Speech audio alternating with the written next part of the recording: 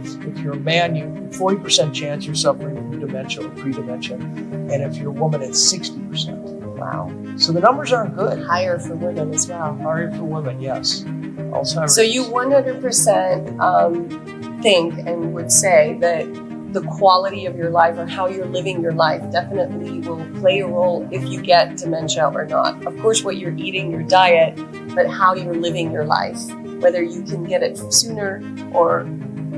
So here's the big epiphany. If you want to live longer, if you want to avoid heart disease, type 2 diabetes, dementia, don't try to change your behavior because you'll fail in the long run. 95% of people, 7% of people who get on a diet today will fail at it within 2 years. We tend to hang out with people who are very disciplined and, who are maybe exercising every day. Get the minimum amount of physical activity, which is only 20 minutes of walking a day. So the insight, if you want to live longer, healthier life, don't try to change your behavior, change your environment. So with funding from the National Institutes on Aging, I led a team of demographers to identify 5 areas where people are making it to age 100 at the highest rate, or they have the highest life expectancy at middle age. That's more interesting than life expectancy at birth because it factors out infant mortality. And we found 5 places. Okinawa, Japan, has produced the longest lived women in the history of the world. The highlands of Sardinia, Italy, produce the highest concentration of male centenarians. The Nicoya Peninsula of Costa Rica has the lowest rate of middle-age mortality. They live about 8 years longer, but no discernible dementia. So they're making it into their mid-90s and they're staying sharp until the end.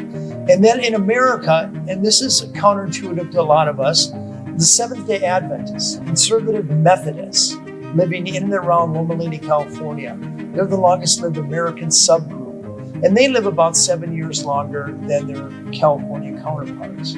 So these are big populations who are manifestly living longer. So to get at that, we found dietary surveys done either by universities or the government in all 5 blue zones, 155 of them, that go back 80 years. And if you really want to know what people who actually make it to 100 eat, it's not superfood, it's not a bunch of supplements. They eat whole plant-based food. 90 to 95% whole plant-based. Mostly what they're eating are whole grains, corn, rice, wheat, greens, and garden vegetables, as you would expect. And then the cornerstone of every longevity diet in the world is beans. And if you're eating a cup of beans a day, it's probably worth about 4 extra years of life expectancy over no beans at all. If you want to find a superfood, the $2 a pound kidney beans or lentils you see at the bottom shelf of your grocery store, that's about the best you can do.